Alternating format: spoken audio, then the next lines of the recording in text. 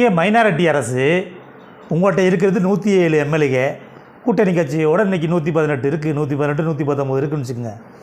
நீங்கள் குதிரை பேரத்தை நீங்கள் ஆட்சிக்கு வந்தோடனேயே வரக்கூட இல்லை, வாரதுக்கு முன்னாடியே ஊழல் பண்ணின்றதுக்கு ஒரே சாட்சி அண்ணன் டிடிவி தினகரன் தான். அவரோட எம்எல்ஏ ஒரே ஒரு எம்எல்ஏவில் கூட்டிகிட்டு வந்து காருக்குள்ளே கையெழுத்து வாங்கினீங்களா இல்லையா?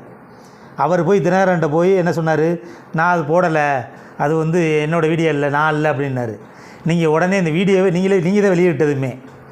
அப்போ அந்த குதிரை பேரம் இன்றைக்கி யார் அவர் ஆதரித்து ஓட்டு போட்டார்? அப்போ குதிரை பேரம் நடந்திருக்காரு, நடக்கலையா? இந்த ஒரு பான சொத்துக்கு ஒரு சோது பதம்ன்ற மாதிரி இந்த ஒரு எம்எல்ஏ போதும்.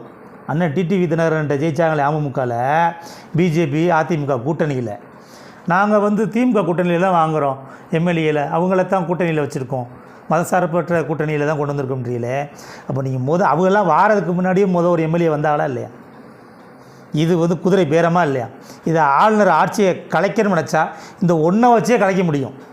அண்ணாளுக்கு தான் நீங்கள் ஆளுநருக்கு பயந்து ஒடுங்கி போய் கிடக்குறீன்றது எல்லாத்துக்குமே தெரியும். அதை விட்டு ஒரு கட்டுக்கதையை கட்டி விடுறீங்க. திமுக பேரம் பேசுகிறாங்க, திமுக எம்எல்ஏ இல்லதுன்றாங்க. உன் எம்எல்ஏ உன் தம்பிகளுக்குள்ளே கரெக்டாக இருந்தாங்கன்னா யாருமே இன்னும் பண்ண முடியாது.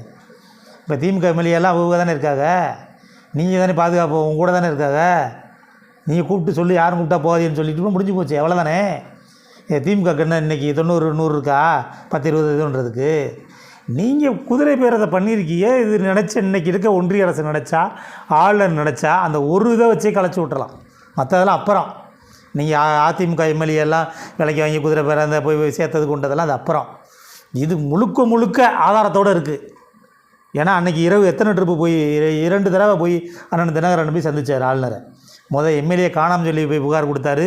அப்புறம் எம்எல்ஏ வந்தோன்னே அவர் கொடுக்கல கடிதம் கொடுத்தா சொன்னது தவறுன்னார். பத்திரிக்கையாளர் சந்திப்பு நடத்தினார் அன்றைக்கி நள்ளிரவுலேயே. அது ஒன்றே போதும். இந்த ஆட்சி ஊழலான ஆட்சி, நேர்மையற்ற ஆட்சி, குதிரை பேர ஆட்சின்றது சொல்கிறதுக்கு அந்த ஒரு எம்எல்ஏ போதும். அதை வச்சு இந்த ஆட்சியை கலைக்கலாம்.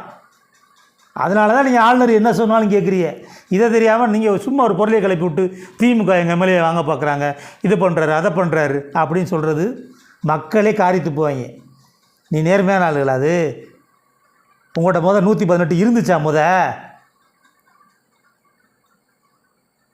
யார் அமைச்சர் பதவி தரமிச்சு அவருக்கு இன்றைக்கி எதுக்கு அமைச்சர் பதவி கொடுக்கல? நீங்கள் கொடுத்தா வெளியே தெரிஞ்சிடும். அதிமுகலேருந்து 25 பேர் உங்களுக்கு ஓட்டு போட்டது காரணம் என்ன? முழுக்க அமைச்சரில் 4-5 எதுக்கு தரம் சொல்லுதேன். இது மக்கள் மத்தியில் பேசப்பட்டதுனால கொஞ்சம் பொறுத்துருங்க. இன்றைக்கி இப்படிலாம் இன்றைக்கி வந்திருக்காங்கல்ல, இடத்துல நிப்பாட்டி ஜெயிச்சா அவங்களுக்கு அமைச்சர் ஆக்கலாம் ஆக்க மாட்டிடலாம். அதை மாத்திரம் உறுதியாக சொல்லுங்கள். ஆக்கலைன்னா அவங்களே போயிடுவாங்க. இந்த இருந்த இடத்துல இந்த மூடை பருத்தி குடலே இருந்திருக்கலாம்ட்டு இப்போ ஆனால் புழங்கிட்டு இருக்குங்க. தேவையெல்லாம் போச்சோ நீதிமன்றம் தடை பண்ணதுனால. ஆனால் முழுக்க வந்து திமுக மேலே பழி போடுறீங்கன்னா இது தமிழக மக்கள் நிச்சயம் வரக்கூடிய தேர்தலில் நிச்சயம் பாடம் போட்டுவாங்க.